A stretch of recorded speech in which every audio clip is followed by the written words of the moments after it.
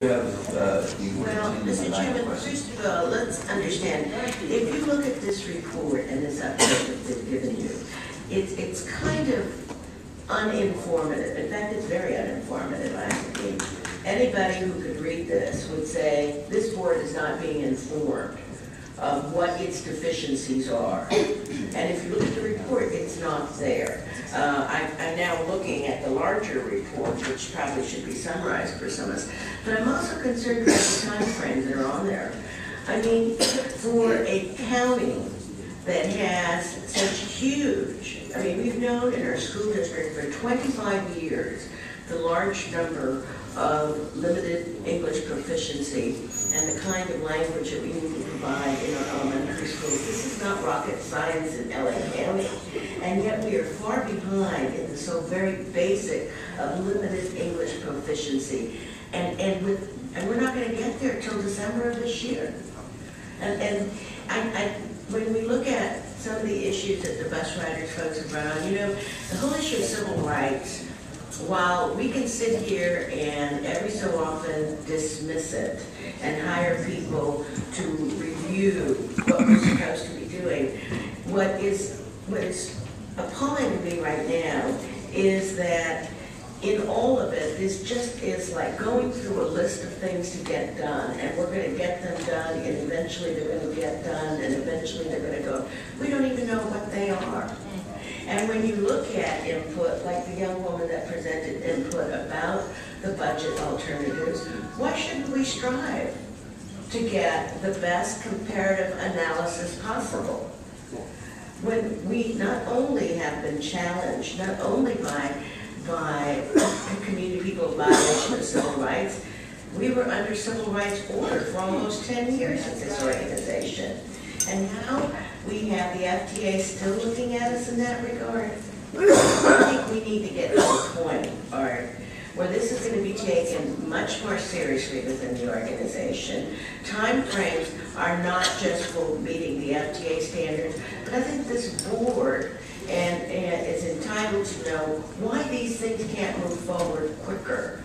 I mean, I don't know what the corrective action was on all of it. I don't know that anybody on this board has been informed as to what the corrective action was. And I just find it hard to believe that the limited English proficiency aspect of its deficiency, that is happening in LA County. The other issue about service equity and disparity, I'm not sure I know what the methodology is. I mean, I'm going to read it now, but I don't know that it's ever been presented to us. I don't know that it's any other than this gentleman who's supposedly a hired consultant to do it.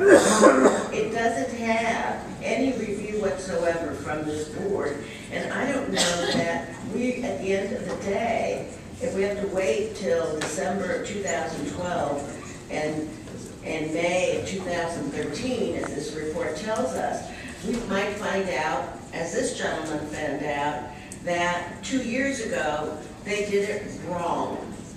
And that's not acceptable. So I don't know how, I mean, I could sit here and question him all day long, but I didn't get a chance to read this beforehand. And his civil service update report, if you look at it, is I'm going to finish this, and then I'm going to do this, and then I'm going to do that, and you might get something by December of 2012. I don't think that's just a very, very solid report. And I guess what I'm saying is, if we do not treat these issues as significantly as we do about arguing about how we're going to spend the money, and we don't deal with these things, we're going to be losing out. We're trying to build lines, and we're trying to do this, and yet we don't care about the quality or the service equity of how we're providing services across the board to people who are totally dependent on our entire bus system today. So I am interested in those numbers. I want to know why we're not doing a budget analysis. Is it hard? Or we decided not to? Why not?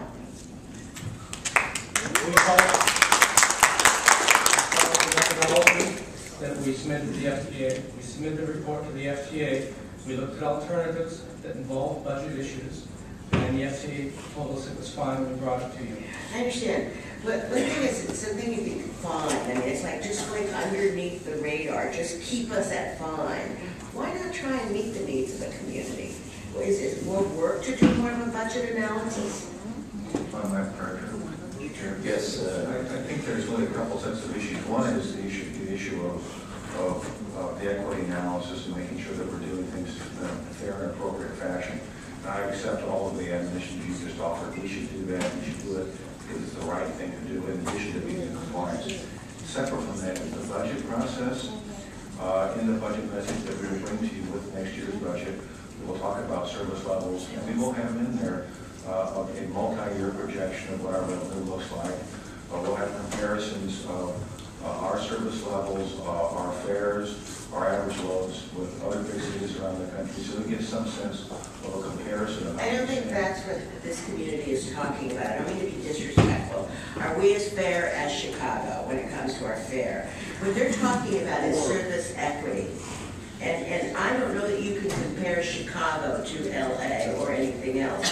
So why not include it in this thing? Why is it that we need to measure? Why not look at our own community? And if there are issues of service disparity, why not look at them comprehensively instead of just barely meeting the FTA standard? Why not? Well, we certainly are trying to be in compliance with Title VI. I'm all in favor of compliance. You weren't in compliance, we should get to compliance. But the issue that I'm saying that is that why is it that we can't go beyond in order to say to our public who supports us with their tax dollars, why can't we say to them that we are above that standard? Why is it that we just have to go to the minimum standard? That's a good point, because I'll tell you, I have on at least 3 occasions raised the issue. We keep on, staff proposes and the board approves cuts in service. Right. And I've asked again and again and again, what's the cumulative effect of making these cuts? What happens is staff will tell you this line, that line, they'll compare 4 lines and say that we've got to cut them because we've got new service here or there, or the ridership there is not at a level. And when you do it, and we've been doing it again and again and again, when you do it separately like that, that's one thing.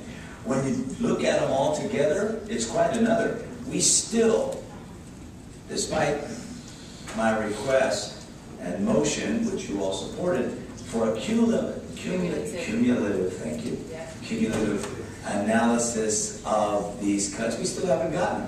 That to me would address a lot of, because ultimately, we're going to, comply with, the civil rights requirements. We have to be committed to that. I think we all are in agreement.